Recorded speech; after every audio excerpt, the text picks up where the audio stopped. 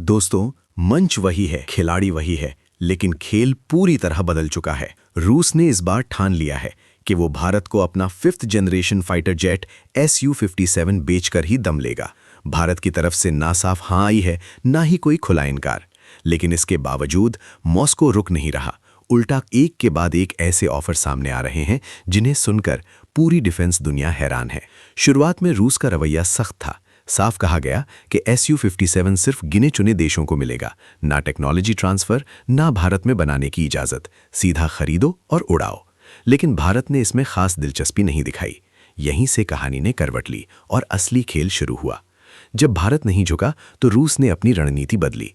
अगला ऑफर आया, पूरा टेक्नोलॉजी ट्रांसफर, भारत में लोकल प्रोडक्शन, और वो भी मेक इन इंडिया के तहत। ये कोई छोटा बदलाव नहीं था, बल्कि रूस की तरफ से बड़ा संगीत था कि वो भारत को सिर्फ ग्राहक नहीं, साझेदार बनाना चाहता है। लेकिन इसके बावजूद दिल्ली की तरफ से कोई जल्दी नहीं दिखाई गई, और तब रूस ने वो पत्ता फेंका जिसकी उम्मीद किसी को नहीं थी। भारत को Su-57 के लिए नया L-51 स्टेल्थ इंजन देने का वादा। ध्यान दीजिए, ये वही इंजन है जो खुद रूस में भी अभी टेस्टिंग फेज में है।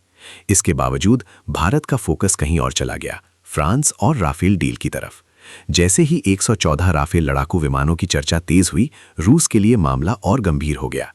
बताया जा रहा है कि इस डील की कीमत करीब $36 बिलियन यानी लगभग 5 लाख करोड़ है। एक राफेल हथियारों और सपोर्ट पैकेज के साथ करीब 2850 करोड़ का पड़ता है।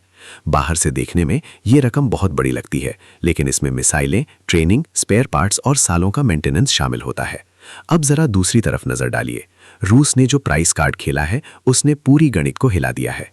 Su-67 की कीमत राफेल से कई गुना कम बताई जा रही है, करीब 300 से 500 करोड़। हथियार जोड़ने के बाद भी ये करीब 700 करोड़ तक जाता है, और अगर यही जेट भारत में बनाए जाएं तो लागत और भी कम हो सकती है, यानी खरीद में भी सस्ता और उड़ाने में भी सस्ता। लेकिन सवाल सिर्फ कीमत का नहीं है, सवाल भरोसे का है, टेक्नोलॉजी कंट्रोल का है, और उससे भी बड़ा सवाल है अमेरिका का कात्सा कानून। रूस से बड़े रक्षा सौदे करने पर प्रतिबंध का खतरा आज भी संगीत मौजूद है। S-400 के वक्त भारत को कुछ राहत जरूर मिली थी, लेकिन Su-57 जैसा high profile fighter jet America के साथ रिश्तों में तनाव ला सकता है। यहीं पर त्रिकोणीय खेल साफ दिखाई देता है। एक तरफ रूस है, पुराना दोस्त, बड़ा ऑफर और कम कीमत। दूसरी तरफ अमेरिका है, रणनीतिक साझेदार लेकिन दबाव की राजनीति के साथ। और बीच में भारत है, शांत, संतुलित और अपने फायदे की चाल चलने वाला खिलाड़ी। तो दोस्तों, ये सिर्फ फाइटर जेट खरीदने की कहानी नहीं है, ये भारत की रणनीतिक स्वायत्तता का टेस्ट है।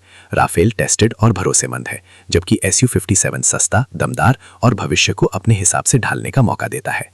अब गेंद भारत के पाले में है। ये फैसला सिर्फ आज का नहीं, बल्कि आने वाले दशकों का है। दुनिया देख रही है भारत क्या कदम उठाता है। तो इस वीडियो को लाइक करें, अपने दोस्तों और परिवार के साथ शेयर करें। ऐसी और भी जानकारियों के लिए Ajay rise India YouTube channel को सब्सक्राइब करें।